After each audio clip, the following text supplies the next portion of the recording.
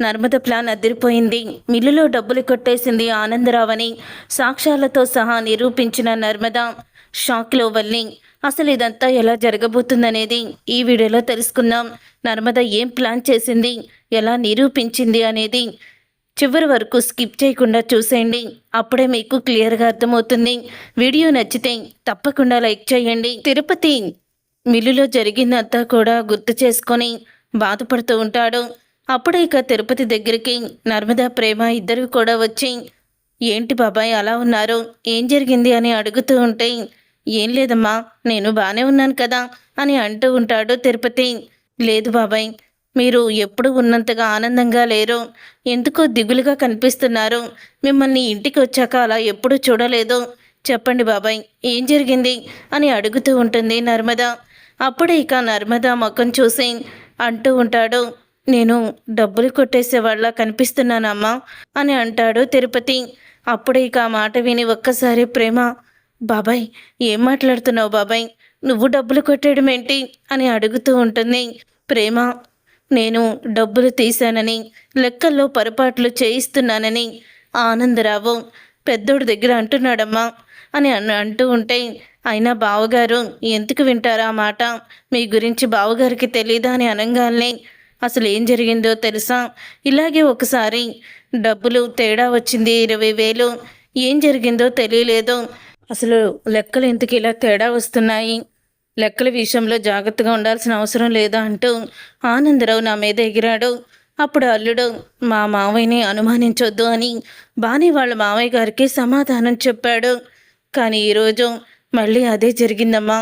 అప్పుడు అల్లుడు ఏమన్నాడో తెలుసా అని తిరుపతి అయితే అంటాడు నర్మదతో. ఏమన్నారు బాబాయ్ అని నర్మద అనడంతో, రోజు రోజుకి ఎవరిని నమ్మాలో ఎవరిని నమ్మకూడదో తెలియట్లేదు, డబ్బు చూసేసరికి ఎవరి బుద్ధి ఎటువైపు తిరుగుతుందో తెలియడం లేదు అని చెప్తూ, వాడు నేనే డబ్బులు తీసినట్టు మాట్లాడాడమ్మా అని అనగానే ప్రేమ, నర్మద ఇద్దరూ కూడా షాక్ అయిపోతూ ఉంటారు.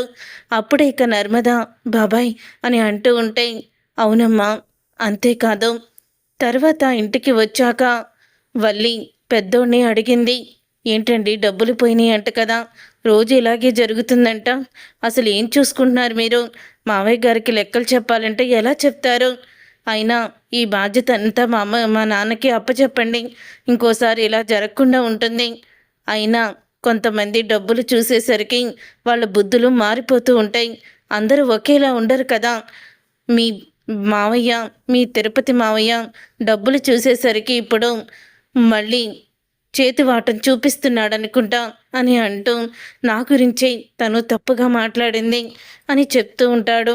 అప్పుడే ఇక పెద్దోడు ఏమీ మాట్లాడలేదు.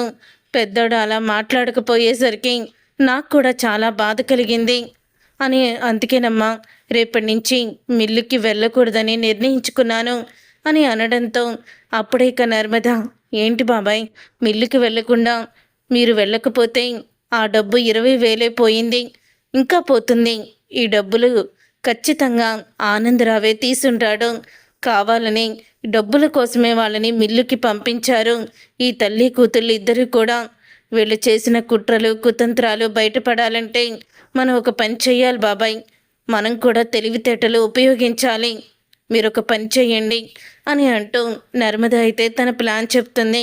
ఇక నర్మద తన ప్లాన్ చెప్పిన తర్వాత అప్పుడే ఇంకా, సరేనమ్మా అలాగే చేస్తాను, నా మీద పడ్డ నిందని నేను చెరిపేసుకుంటాను అని చెప్తూ ఉంటాడు. అప్పుడే తిరుపతి, ఇక తిరుపతి అలా నర్మద చెప్పిన ప్లాన్ని రేపు ఉదయమే అంతా కూడా చేయాలని చూస్తాడు. అప్పుడే ఇంకా ఉదయం అవుతుంది. తర్వాత తిరుపతి అలాగే అందరూ కూడా మిల్లుకైతే బయలుదేరుతారు.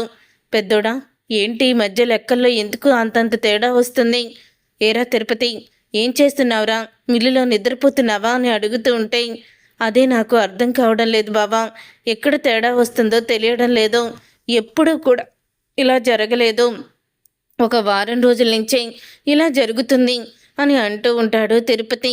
అప్పుడు ఇక వల్లి, ఏమో ఎవరికి డబ్బు మీద ఆశ కలుగుతుందో, ఎవరి చేతి వాటం చూపిస్తున్నారు అని తిరుపతి వైపు చూస్తూ ఇక వల్లి అడుగుతూ ఉంటే, అప్పుడే ఇక రామరాజు ఇలా అంటాడు, ఏంటమ్మా నువ్వు మాట్లాడేది, ఎవరిని ఉద్దేశించి మాట్లాడుతున్నావు ఆ మాట? చేతివాటం చూపించడం ఏంటి అని అడుగుతుంటే అందరూ మనవాళ్లే కదా అని అనంగాల్ని, అంటే ఒకప్పుడు మీకు ఎంతో నమ్మకంగా ఉన్న నరసింహ అనే అతను 5 లక్షలు ఎలాగైతే కాజేశాడో అలాగే డబ్బులు అవసరమయ్యి ఎవరైనా ఇప్పటి వరకు డబ్బులు మెయింటైన్ చేసేవాళ్ళు చేతివాటం చూపించారేమో అని అంటూ ఉంటుంది వల్లి. అప్పుడే ఇక అంటూ ఉంటుంది వేదవతి, నువ్వు ఎవరిని ఉద్దేశించి అంటున్నావో నాకు బాగా అర్థమవుతుంది వల్లి. ఎవరు నిజ స్వరూపాలు ఎలాంటివో, ఎవరిని ఎవరు మోసం చెయ్యాలనుకున్నారో విషయాలన్నీ బయటికి తీశాననుకో, అప్పుడు పరిస్థితులు చాలా తారుమారైపోతాయి. కాబట్టి నోరు ఒళ్ళు అదుపులో పెట్టుకొని మాట్లాడు అని వేదవతి అంటుంది. అప్పుడే సుకన్య, ఇంకంతా లాగకో, లాగితే తీగంతా కదిలి డొంకంతా బయటకు వస్తుంది అని సుకన్య అనడంతో, అయ్యో అత్తయ్య గారండి, అది నేనేమీ తిరుపతి బాబాయిని ఉద్దేశించి అనలేదండి అని అంటూ ఉంటే, అప్పుడే ఇక రామరాజు, తిరుపతి అంటే మాకు ప్రాణం, లెక్కకి పెద్దోడు మాకు పెద్ద కొడుకు లాంటివాడే, కానీ తిరుపతి కూడా నాకు పెద్ద కొడుకే. నన్ను అందరూ ద్వేషిస్తూ ఉంటే నాకు మా బావ అక్కే కావాలని తన వాళ్ళందరినీ కూడా వదిలేసి తన అక్కతో పాటు ఆ రోజే నా చెయ్యి పట్టుకొని వీడు కూడా వచ్చేశాడు. అలాంటి వాడిని నువ్వు అనుమానిస్తూ మాట్లాడకమ్మా అని అంటూ ఉంటాడు. అప్పుడే రామరాజు, వాడు నాకు ప్రాణం, నా పెద్ద కొడుకు కంటే వాడు నాకెక్కువ అని అనడంతో ఇక తిరుపతి ఎమోషనల్ అయిపోతాడు. అప్పుడే ఇక అంటూ ఉంటుంది వేదవతి, రేయ్ ఎవ్వరు మాటలు పట్టించుకోకు, ఆ డబ్బులు ఎలా పోతున్నాయో ఏంటో మొత్తం బయటకు వస్తుంది, నువ్వేమీ కంగారు పడకు అని అంటూ ఉంటే, అప్పుడే ఇక వల్లి లోపలికి వెళ్తుంది. వెళ్ళిన తర్వాత ఇక సుకన్య అయితే, వామ్మో మీ ఆయనకి ఏదో అనుమానం కలిగించి ఆ తిరుపతి మీదే తోసేద్దామని, ఆ తిరుపతిని కూడా మిల్లుకి వెళ్లకుండా చేద్దామనుకుంటే ఇదేంటి ఇలా రివర్స్ అయిందే వల్లి, తిరుపతి మీద వీళ్ళందరికీ ఎంత నమ్మకం ఉందో అని అంటూ ఉంటుంది సుకన్య. అప్పుడే ఇక భాగ్యం ఫోన్ చేస్తుంది. ఏంటి ఇంట్లో ఏమన్నా మొత్తం మాట్లాడుకుంటున్నారా డబ్బులు పోయినగా దాని గురించి అని అడుగుతుంది. మాట్లాడుకోవడం ఏంటి, నేను తిరుపతి మీద అనుమానం వచ్చినట్లు మాట్లాడాను అంతే. చివరికి మా మావయ్య గారు కూడా నాకు క్లాస్ పీకారు. అమ్మ కొంచెం నాన్నని జాగ్రత్తగా ఉండమను అని అంటే, సరేలేవే, మిల్లుకి వెళ్ళిన కాడి నుంచి అసలు ఎంత డబ్బు తీసుకొస్తున్నాడో తెలుసా, నేను చూసుకుంటానులే, కానీ అల్లుడు గారు మనసు మార్చకుండా ఆ తిరుపతి మీదే అనుమానం కలిగేలాగా పూర్తిగా ఆ తిరుపతిని అస్సలు కూడా మిల్లులో ఉండనివ్వకుండా బయటికి వచ్చేలాగా చూడు అని చెప్తూ ఉంటుంది. తర్వాత తిరుపతి నర్మద ప్లాన్ చేసినట్టే మొత్తానికి తను కూడా ప్లాన్ చేస్తాడు. నర్మద చెప్పినట్టే చేస్తాడు. ఇక ఆ రోజు కూడా యథావిధిగా డబ్బులైతే పోతాయి. అప్పుడే ఇక చందు అయితే అంటాడు, ఏంటి మావయ్య ఇదంతా అసలు ఎందుకు జరుగుతుందో తెలియడం లేదు అని చెప్తూ ఉంటాడు తిరుపతి. సరే అల్లుడు, రేపటి నుంచి నేను మిల్లులోకి రాను, తర్వాత డబ్బంతా కూడా నువ్వే చూసుకో అని చెప్తాడు.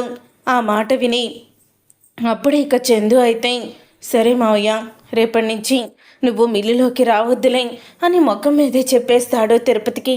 దాంతో తిరుపతి బాధపడతాడు. తర్వాత నర్మద, ఏంటి బాబాయ్ నేను చెప్పినట్టే చేసావా అని అంటే, చేశానమ్మా, ఇదిగో చూడు ఆనందరావే డబ్బులు కొట్టేసింది అని అంటాడు. అదేంటి బాబాయ్, నిజం తెలుసు కదా, మరి నిజం తెలిసిన తర్వాత మీరెందుకు అలా దిగులుగా ఉన్నారు, ఏం జరిగింది బాబాయ్ అని అడుగుతూ ఉంటే, అప్పుడే అసలు నర్మద, చందు ఈ పెద్దోడు ఏమన్నాడో తెలుసా, డబ్బులు పోతున్నాయి కదా, రేపటి నుంచి నేను అస్సలు కూడా ఏమీ మిల్లుకు రాను అంటే, రావద్దు బాబాయ్, రావద్దు మావయ్య, అప్పుడన్నా డబ్బులు కనపడతాయేమో పోకుండా అన్నాడు. అంటే నేనే తీశానని ఉద్దేశం చందుది అని చెప్పి తిరుపతి బాధపడుతూ ఉంటాడు. ఇక నర్మద అయితే, బాధపడకండి బాబాయ్, మీరుండండి అని నర్మద అయితే చందుకి ఫోన్ చేస్తుంది బయటికి రమ్మని. అప్పుడే చందు బయటికి వస్తాడు. మీ తిరుపతి మావయ్య గురించి మాకన్నా మీకే బాగా తెలుసు, చిన్నప్పటి నుంచి ఆయన మీతోనే పెరిగారు, అలాంటి ఆయన మీద నిందలు వేయాలని, ఆయన్ని అనుమానించాలని ఎలా అనుకున్నారు బావగారు మీరు అని అడుగుతుంది నర్మద.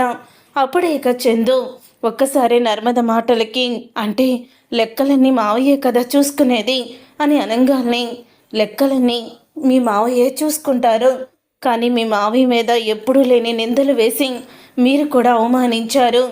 మరి మన కుటుంబాన్ని నాశనం చేసి ముక్కలు చేయాలనుకొని చివరికి మీ చెల్లెల జీవితాన్ని కూడా నాశనం చేయాలనుకున్న ఆ ఆనందరావు లాంటి వాళ్ళని మీరెందుకు అనుమానించలేదు? ఆయన వచ్చిన దగ్గర నుంచే డబ్బులు పోతున్నాయని ఆలోచన మీకు రాలేదా? లేకపోతే మీ భార్య మాటలకి మీకు ఆలోచన శక్తి కోల్పోయారా అని అడుగుతుంది నర్మద. ఇక ఆ మాటలకి ఒక్కసారి చందు షాక్ అయిపోతూ ఉంటాడు. నర్మద, అవును బావగారు, మీరు మీ మావయ్యని అనుమానించారు, కానీ వల్లి వాళ్ళ నాన్న ఆనందరావుని మీరు అనుమానించలేదు. అంటే మీరు కూడా చెప్పుడు మాటలకి లొంగిపోయారు. మిల్లులో డబ్బులు ఎవరు తీస్తున్నారో తెలుసా? ఒక్కసారి వీడియో చూడండి అని వెంటనే వీడియోని చూపిస్తుంది. అప్పుడు ఇక ఆనందరావు డబ్బులు కొట్టేస్తున్నట్టు మొత్తం వీడియోలో పడుతుంది. పాపం తిరుపతి బాబాయి ఎంతో బాధపడ్డారు. డబ్బులు పోయినందుకు కూడా కాదమ్మా, నన్ను పెద్దోడు అనుమానించాడు, అదే నాకు చాలా బాధగా ఉందని అప్పుడే నేను సీక్రెట్గా ఫోను అక్కడ క్యాష్ ఉండే కాడ పెట్టమని సీక్రెట్గా వీడియో తీయమని చెప్పాను. అలాగే తిరుపతి బాబాయ్ చేశారు. అసలు దొంగ దొరికిపోయాడు. చూశారు కదా ఏ ఉద్దేశంతో మీ మావయ్య మిల్లులో పని చేయడానికి వచ్చారో. ఇప్పటికైనా అర్థం చేసుకోండి. వాళ్ళ మాటలు విని మీ మావయ్యని మీరు అవమానించారు.